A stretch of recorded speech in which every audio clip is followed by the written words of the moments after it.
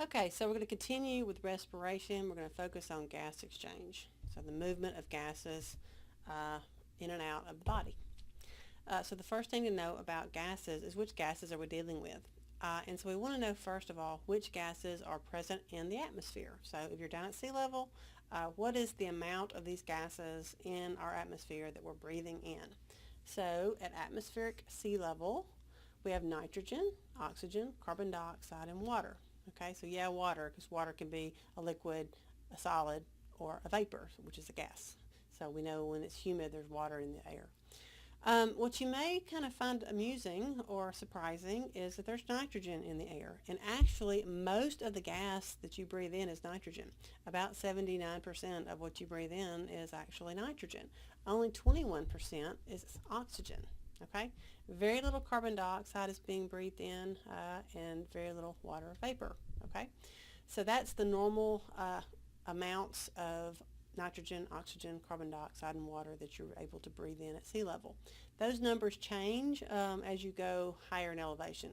It becomes less, the pressures go down. There's less oxygen in the air as you go up because the molecules are not under pressure anymore. They're kind of further apart. A lot of physics going on here. So you can't really get in as many molecules of oxygen in one breath. They're kind of more spread out because they don't have the pressure kind of pushing them together, I guess you would say. Another value that you can use to measure oxygen, nitrogen, carbon dioxide levels is called partial pressure. I'm not going to ask you to memorize the partial pressures. I would like you to know the percentages, though, of the 78.6, the 21, 20.9, less than 0.04%, and then almost about a half a percent of CO2. So those are important, and I'll talk about that in just a minute. At the alveoli, so inside the lungs, what are those numbers? Well, nitrogen's about 75, oxygen's around 14, carbon dioxide is 5 or 6, and then water is around 6. So if you think back to when we talked about movement of things down a concentration gradient, we talked about diffusion way back in the first anatomy. Things move from areas of high concentration to low concentration. So if you think about in the lungs, which gases are going to move into the lungs? They're going from high to low. Well, nitrogen is pretty equal, so it has a little bit of movement in, but not much. You can almost call that a null set. It's about even. But if you go from 21 to 14, that's a high gradient. It's going to definitely move. So it's going to move oxygen into the lungs, into the capillary beds, which is good. That's what you want. You want oxygen to come in. You want to get rid of CO2. Well, CO2 is 5 times higher outside, well, more like 500 times higher on the inside than it is the outside, which is going to push CO2 out of your body. Water is also going to be pushed out of your body because you have about 600 times more oxygen than you have water. If you breathe in a mirror and you have that fog, that's water vapor. One thing that I wanted you to notice again is how much nitrogen is in the air. Most of what you breathe in is nitrogen, about 78-79% versus 21% oxygen. We don't use nitrogen. It's just a byproduct of our environment that it's mostly nitrogen, but we are oxygen using organisms. So it doesn't really matter that there's nitrogen in the air for us to be breathing in. The only time it really matters, and when it really does matter, is when you like to scuba dive. And so if you go underwater, your body is under pressure from all the weight of the water. And so when you're breathing in your scuba tank, which is just compressed air, it's going to be about 80% nitrogen, 20% oxygen, or 21% oxygen. And you breathe like you normally do. And as you go deeper and deeper and deeper, what happens, though, is because there's some pressure differences as you're going deeper underwater, it forces more nitrogen down that concentration gradient into your blood, which is, again, no big deal. The problem is when you are coming back up. And if you come back up too fast, the nitrogen is released out of your blood too fast. It kind of bubbles and can get trapped, and that's what they call the bends. So it's really only important to know your nitrogen amounts if you're a scuba diver. So if you do scuba dive, one of the things you'll notice if you have a computer is it's always measuring the nitrogen content in your body, because if it gets too high, you're running the risk of getting the bends and possibly having a fatal diving event. So, but other than that, you don't really have to worry about nitrogen. All right, but I'm a scuba diver, so to me it's kind of cool because I worry about my nitrogen whenever I dive.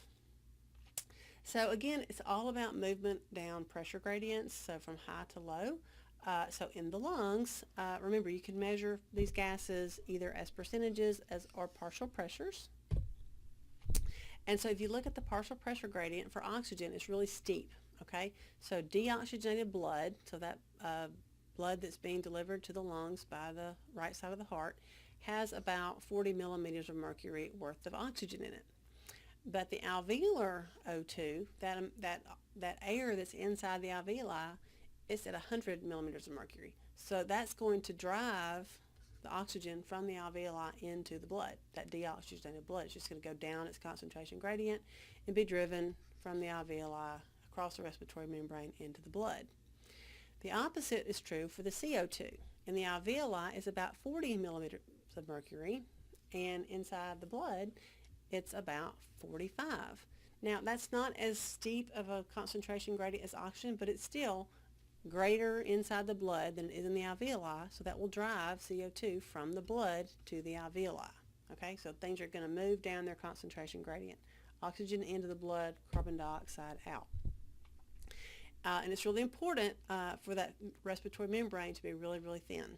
So it's about a half a micron thick, which is really, really, really thin. And you have so many alveoli, so much of this respiratory membrane, that it's about 40 times the size of your skin. If you could stretch your lungs out, they would be 40 times bigger than stretching your skin out. So you have an enormous respiratory capacity, a lot of respiratory surface area to exchange gases. But it's really important that that respiratory membrane stay thin and pliable. If it becomes waterlogged or swollen, that will prevent exchange. So things like heart failure, where you have a backing up of fluid on the lungs, or inflammation, if you get an infection in your lungs, anything that causes fluid to build up in the lungs is going to prevent exchange. So that's not good for breathing.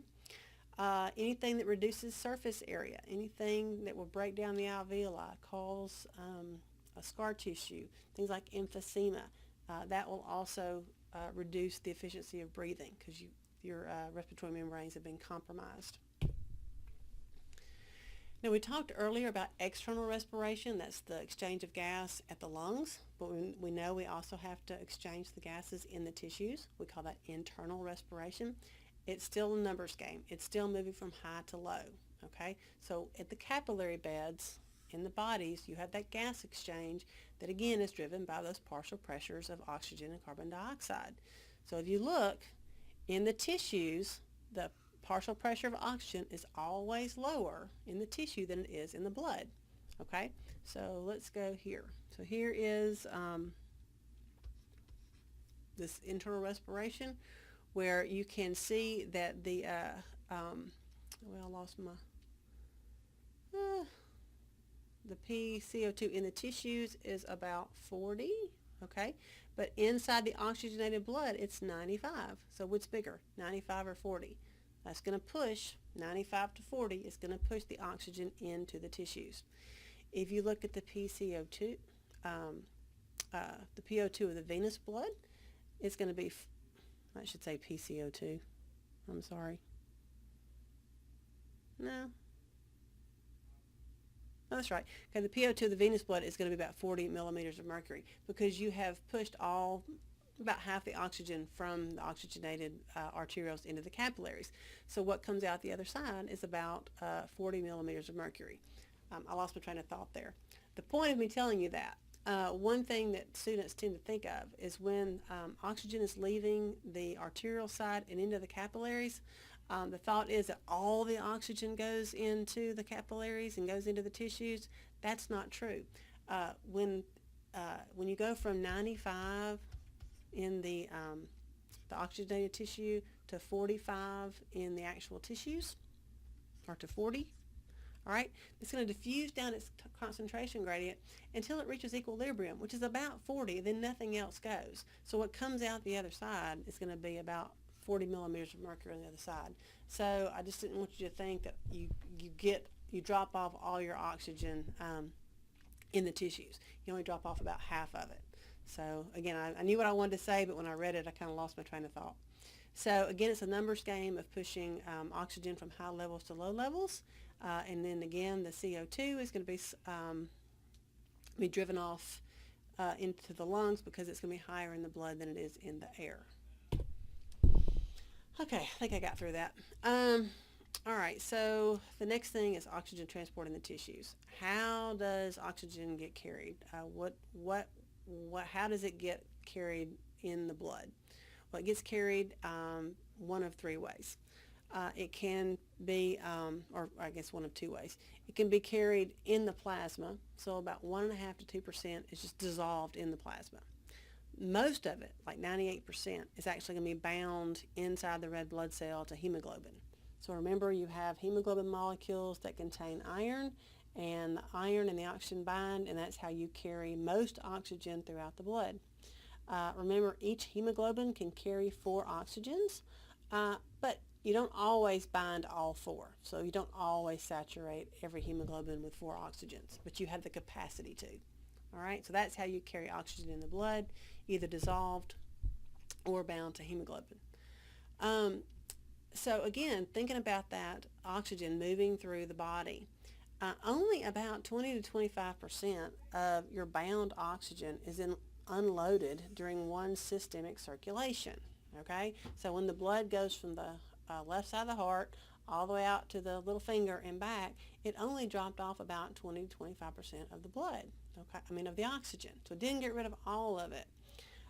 This is why you can live a little while without actually breathing, because one heartbeat and moving of the blood throughout your body doesn't just dump all the oxygen off. When I say deoxygenated blood is coming back to the right side of the heart, it just means it has less oxygen than it did when it was going through the left side. Deoxygenated does not mean it doesn't have any. It's just less oxygenated. That would really be a better term, to say oxygenated and less oxygenated instead of oxygenated and deoxygenated. But I didn't make the rules, and so we call it deoxygenated when really it should be less oxygenated. So that's why you can hold your breath. Okay, because there's still oxygen in your body. You didn't get rid of it every time the blood went to a capillary out into the tissues. Now, as oxygen levels in the tissues drop, so if you are holding your breath for a long, long time and oxygen levels are dropping, you'll start dumping off more oxygen from the hemoglobin and use it into those cells. So you don't necessarily have to start, let's see, how do I want to say that? Let's say you start to exercise, okay? And so you know how when you can start to walk a little bit faster and you don't need to necessarily breathe harder and your heart doesn't really start beating faster for the first couple of minutes maybe? It's because you have a reserve of oxygen. So as your tissues are becoming hypoxic, you're building up, you're using up all your oxygen, you're using up all your ATP, you're trying to make more ATP. There's enough oxygen in your body to dump off into those tissues to keep that ATP being made.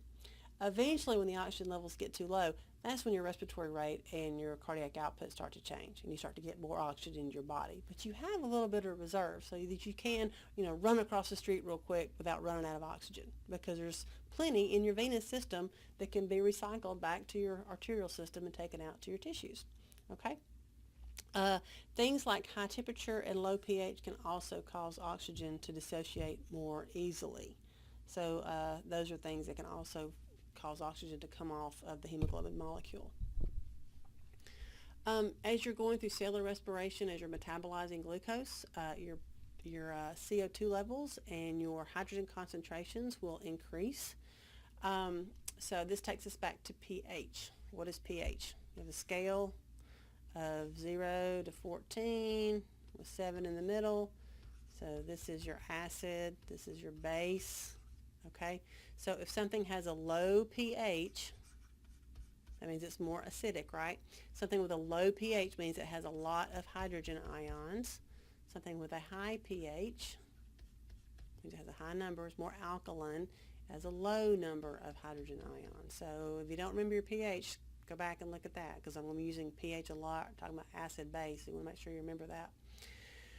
So as you use glucose, some of the byproducts of that are the production of CO2 levels. You increase your CO2, we've talked about that, and you also increase hydrogen content.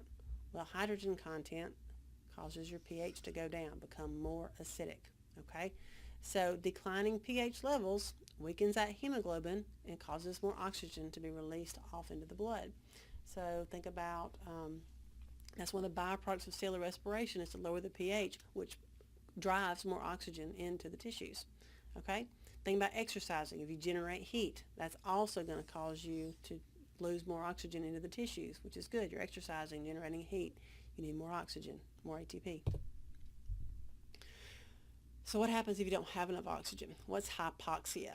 So hypoxia is when there's not enough oxygen going to the tissues. It can be caused by a bunch of different reasons. It can be not enough red blood cells. It could be that your hemoglobin is messed up. Think about anemias, and we talked about we talked about sickle cell. We talked about pernicious anemias. We talked about a bunch of that earlier in the blood unit. You could have a blocked circulation. Think about a stroke. You could have some kind of a poison. It could be pulmonary disease. A really fatal problem can be carbon monoxide, CO. It will, if it's in the area and you start breathing in carbon monoxide, it actually binds to hemoglobin stronger than oxygen. It'll take up all the spots, and there's no spots left on the hemoglobin for oxygen, and then you'll die. So that's carbon monoxide poisoning. So things like space heaters and the car engine, if you crank your car in your garage with your car door down, your garage door down, you can build up carbon monoxide and you'll just fall asleep and die. So I'm just telling you that because if you don't have a CO monitor in your house, get one, okay? It's the silent killer. You'll have no idea it's there. You'll just drift off to sleep and that's it. All right, so how's CO2 transported? It's transported in the blood. Most of it's going to be transported bound to something called bicarbonate, so it's kind of bound inside the plasma. About 20% actually binds to the hemoglobin, and about 7 to 10% is dissolved in the plasma. So we've talked about that in the blood unit, so you can always go back and look at that as well. I'm going to talk about some things we talked about in the blood unit again, so you're seeing some of this twice this semester. This is going to start us to introduce acid-base balance. We're going to do a whole section on acid-base, a whole lecture on that. But one of the things about acid-base and pH regulation in your blood is to know that it's really dependent on the movement of carbon dioxide. Because carbon dioxide can combine with water to form something called carbonic acid, H2CO3. And so if you've had chemistry, this may look like an old-fashioned chemical reaction, which it is. So if you take carbon dioxide, add it to water, those are going to do their binding and form carbonic acid. Carbonic acid can dissociate and basically break apart into a hydrogen ion and a bicarbonate ion. And this reaction mostly occurs in the red blood cells, where you have an enzyme called carbonic anhydrase, which causes this reaction to be reversible. It can go in either direction depending on the need. So do you need to release hydrogen ions? It'll take it in that direction.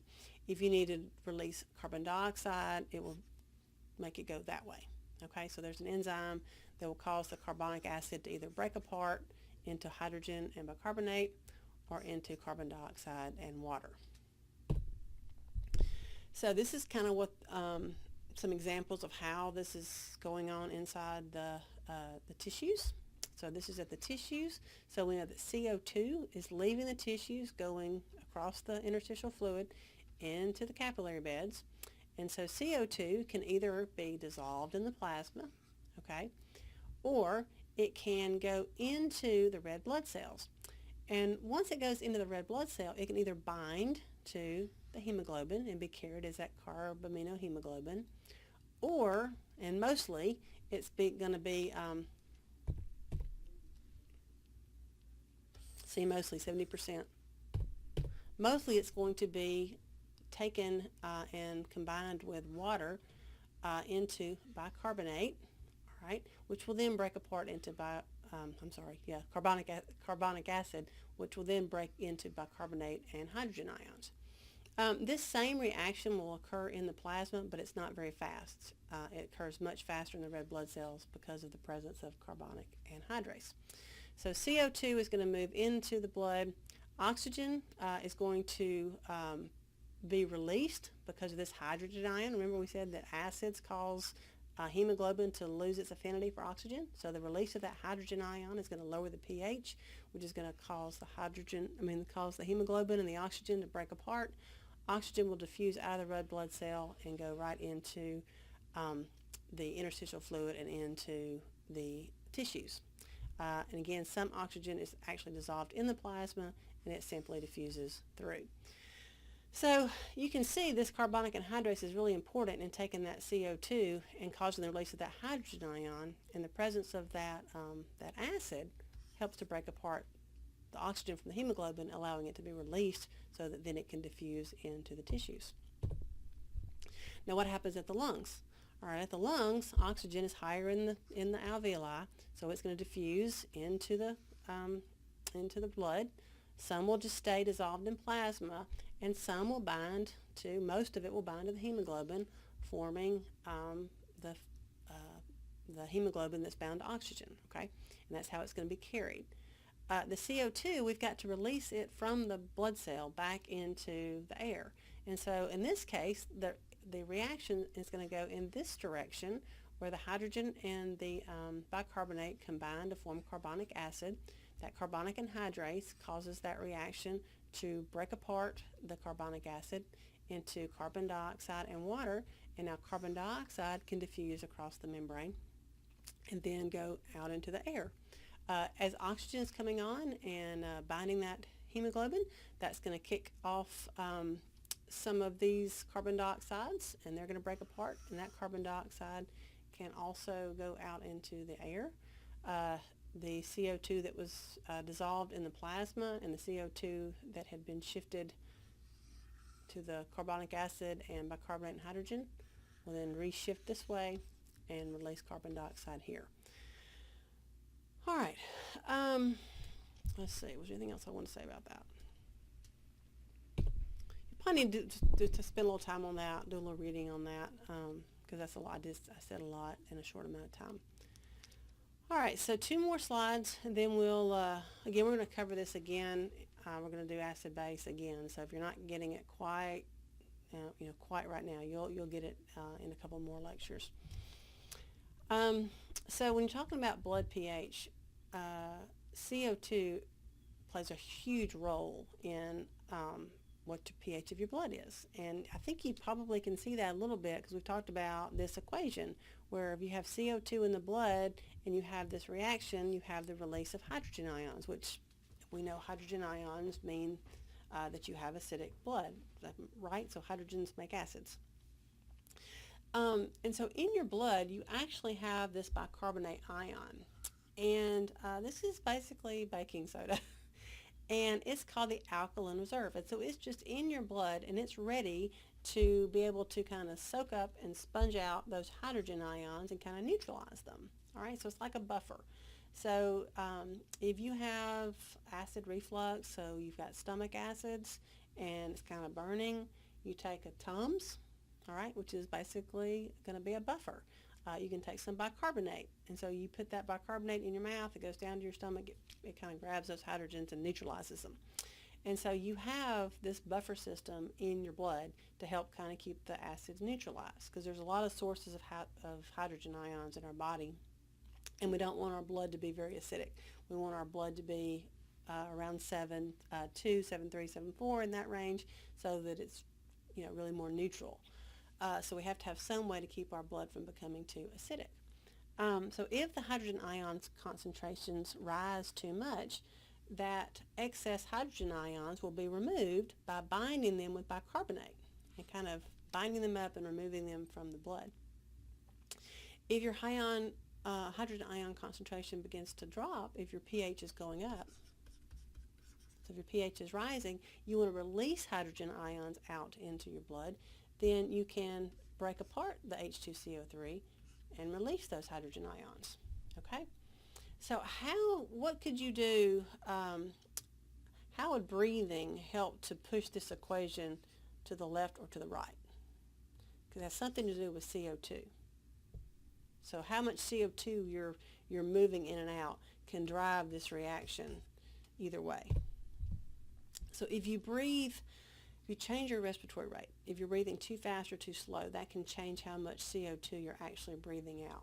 So if you're shallow breathing, okay, so you're not breathing out enough CO2, then the CO2 is going to accumulate in the blood, right? So you're not breathing it out. Like, hold your breath. You're holding your breath. The CO2 is staying in your body. That's going to drive the reaction in this direction, right? That's going to cause hydrogen ions to accumulate and cause your pH to drop. That's actually the drive for breathing. If you hold your breath, that buildup of CO2 and the start of the buildup of hydrogen ions, that's what makes you breathe. It's not because you need oxygen.